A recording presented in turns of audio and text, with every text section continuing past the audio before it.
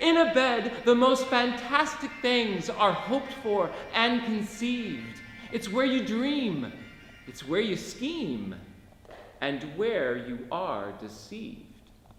We are here to celebrate tonight James Broughton and pay tribute to this visionary poet and filmmaker. I'm Jason Jenn, here to take you on a journey through 30 of his poems that I have committed to memory as far as I know. The word for no is yes. Letter to a young poet contemplating suicide.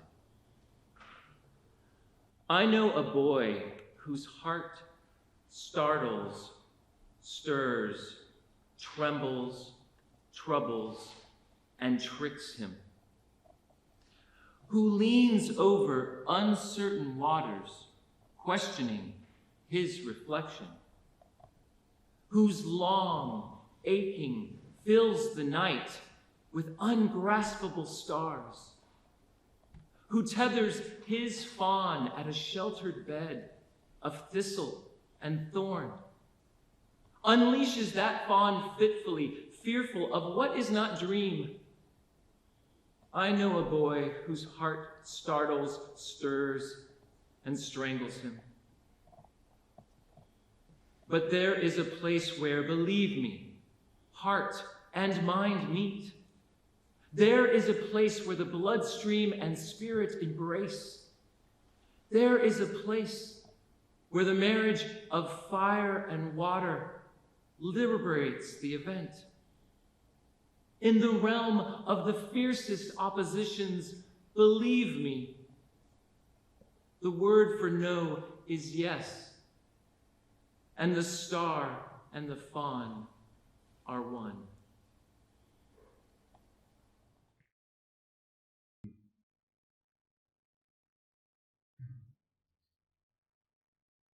Would you welcome that sight if you saw it? Revalue the view you have lost? Could you wake to the innocent morning and follow the risks of your heart? Every day I grow a dream in my garden, where the beds are laid out for love. When will you come to embrace it and join in the joy of the dance? Since we are gods to one another, shall we acknowledge each other's sublimity? We are as holy now as we shall ever be. I am not only consecrated by your caress, I am enshrined by my own amazement. You romp me in meadows of beatitude. You recline me on clouds of devotion. I become an erogenated grave. My chakras whirl like prayer wheels. My kundalini runneth over. This is the hilarity of holy ones. We are rolling out of bed in Eden and rolling in again. We are rolling over and over in the Isles of Eden. Solaces of senectitude. Every morning I say hello to my whimsies and scrub the scum of learning off my mind. What can mental discipline guarantee me now? I no longer need to be a smart ass or do the right thing. I don't understand the world and never expect to. Having outgrown embarrassment of my failings, I simply attend to the needs of my perversity and let my instincts run as riot as they can. When I go out wool gathering, I swathe myself in whatever golden fleece has the snuggest fit. Oh.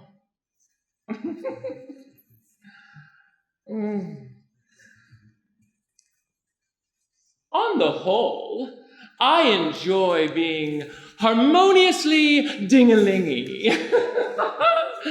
It gives me time to practice my essence. Canticle. Open your doors.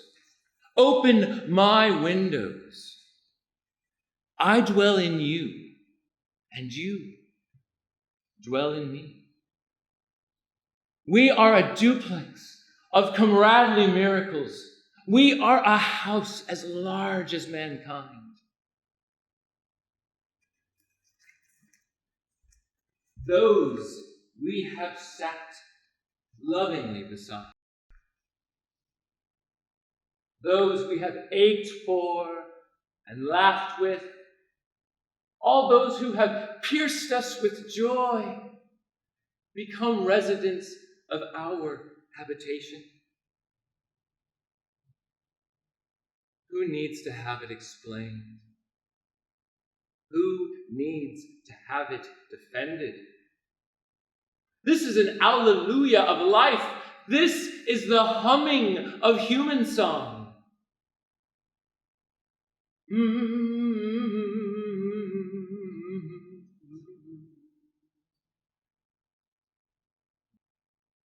You, on your seat there, sit up and sing out.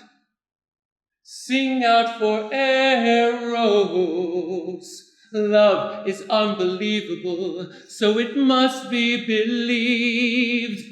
Believe your own loving, your passion and folly, your incredible hopes. Praise the marvels of Joy Tube and Love Pump. If you must feel tortured, respect your misery and be happy about it. Only the nonsensical is at ease with the absolute. Listen to your angels, ripening your secrets. Come to beautiful terms with the God in your body, with the body of your God.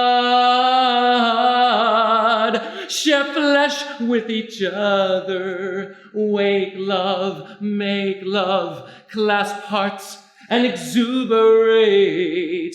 And don't look back until you are far out of sight. You, on your seat there, sit up and sing out for Eros. Love is unbelievable, so it must be believed. Sing out for Eros.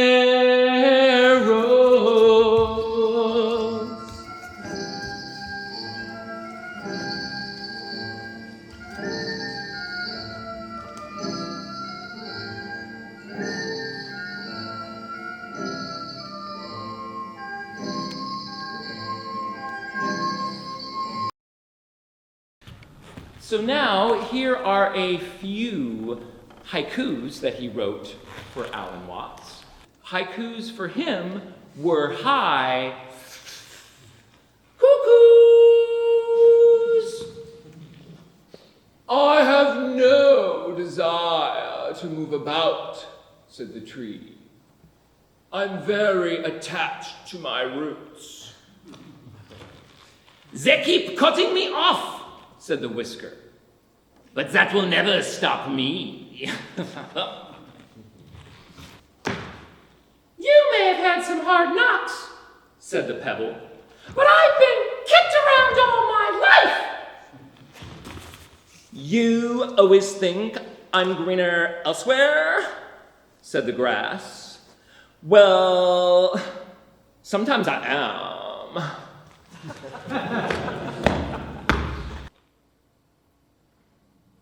I don't know what the left is doing, said the right hand. But it looks fascinating. There are two sides to everything, said the coin.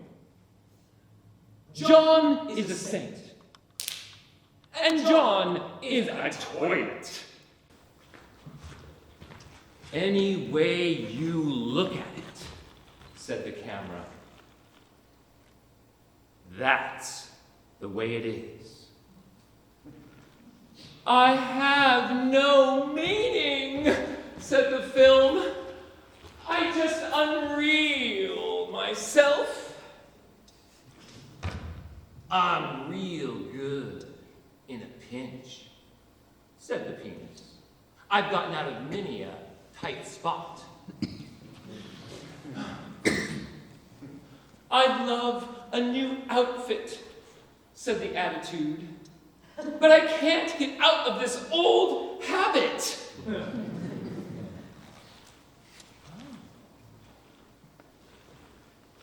Isn't it perverse? Said the cradle to the hearse. Things are getting better, and things are getting worse. Don't worry, said the caterpillar. We'll all come out beautifully in the end.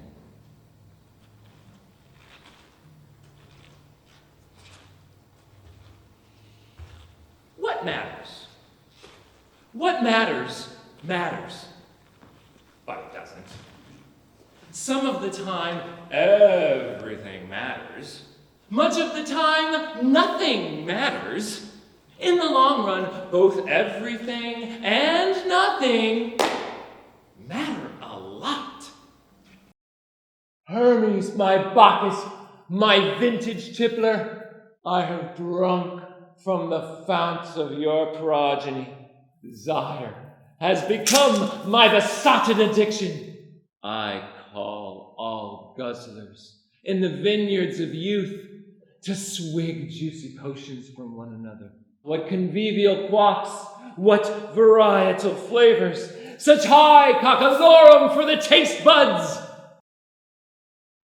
Hierophant Hermes, love lord of faith, you are the only cure for my mortality. Who else pardons every crime in my history and hurdles me high over thresholds? You turn my inner nature inside out. You put me in good with the powers that be. You enlist me in the service of raunchy angels. Now that I am converted to your impotent faith, I long to beguile the rest of the world with the seductions of your frisky gospel, until everyone believes in the holiness of sex, and all congregations surrender totally to the arms of their own delight. What else is to be lived for but the harvesting of love? What else is to be loved for but the ripening of man?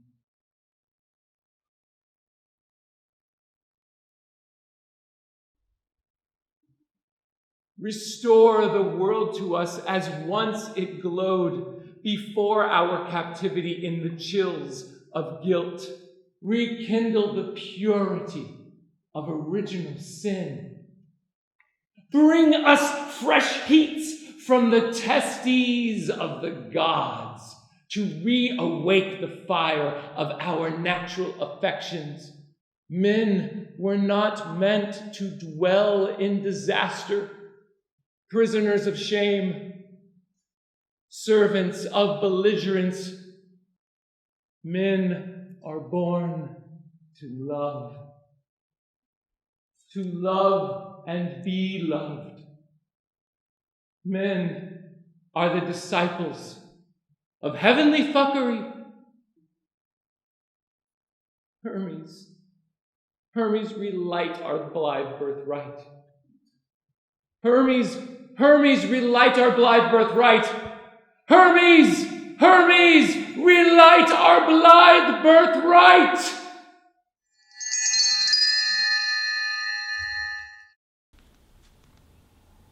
Thinking about death. How often do you think about death? Death thinks about you all the time. Death is fatally in love with you and me, and his lust is known to be relentless. Life is an equally persistent lover. He was cherishing each of us before we were born. I try to remain faithful to him, but I know the relationship can't go on forever.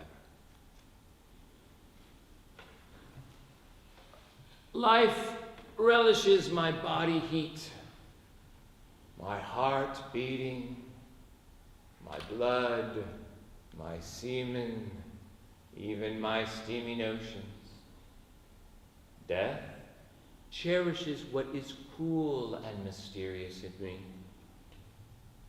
All that is shadowy and perverse like him.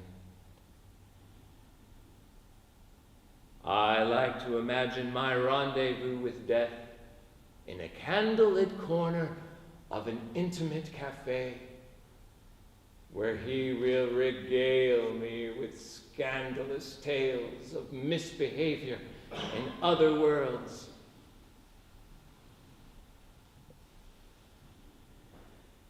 In the end, it's life that wears us out. At that crosswalk, what will the traffic bear? Shouldn't we be thinking about death more often? Death is thinking about you all the time.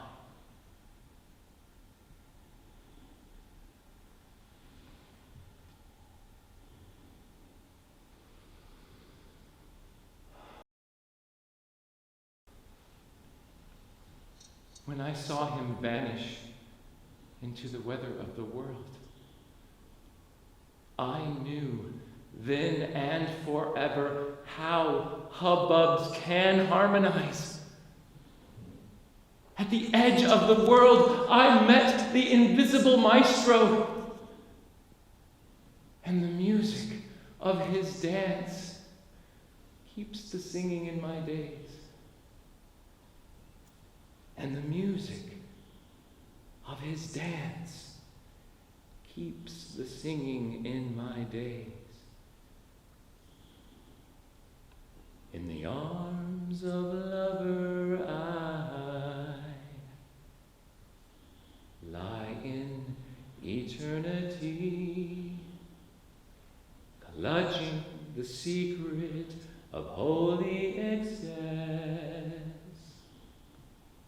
Joy in the here is my chief engineer, over and unto and once upon yes. Joy in the here is the nature of nature, touching the habit of daily caress. In the arms of a lover I lie in eternity, clutching the secret of holy excess. Joy in the here is my chief engineer, over and unto and once upon yes. Joy in the here is the nature of nature, touching the habit of daily caress.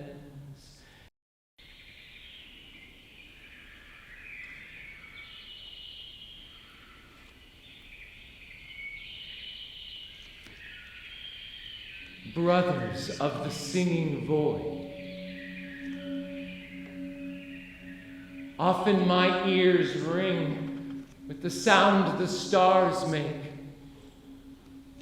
I hear it in the songs my sky brothers sing when they shift their voices into high unison to praise the shining fellowship of heaven.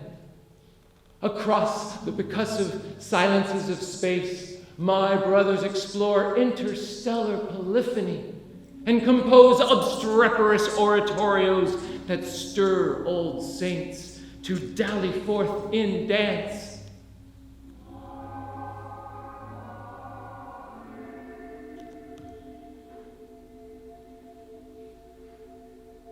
Often their voices encircle the earth like a choral zodiac of orbiting friends to remind me that star music is the infinite roar of celestial bodies in orgiastic concord. Star music is the infinite roar of celestial bodies in orgiastic concord. Thriving on affection of their spacious glee, my harmonious brothers of the singing void are closer to me than my own children. Soon, I shall be going home to them again. Soon, I shall be going home.